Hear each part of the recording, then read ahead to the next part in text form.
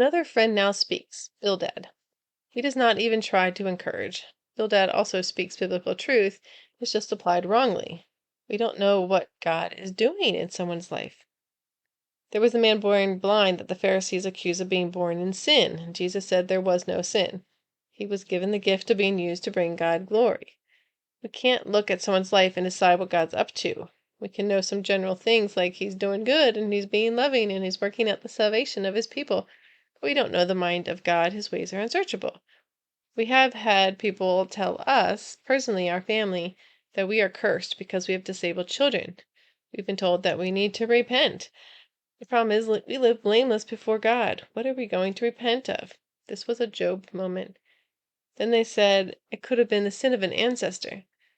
Don't believe that nonsense. God himself says he will not punish a child for the father's sin. And besides, Jesus took the punishment for our sin. There are healing teachers that teach there's always sin behind the need for healing, and it's obviously unbiblical. Jesus said so. And as I've said, Jesus just healed without making people confess and repent first.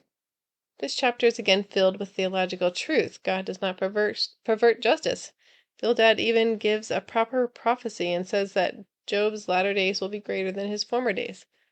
He also says something very stinging. If your children have sinned against him, he has delivered them into the hand of their transgression. Job's children were already dead. Job had atoned for them as much as he could, not that we know they were even sinning.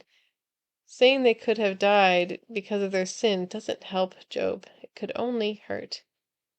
There are reasons for death besides the wrath of God. Isaiah 57:1 says we should consider that God is saving them from some evil to come. Death can be a gift.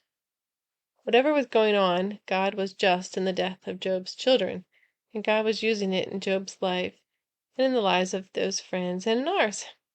God is perfect in all his ways and does more than we could ask or imagine.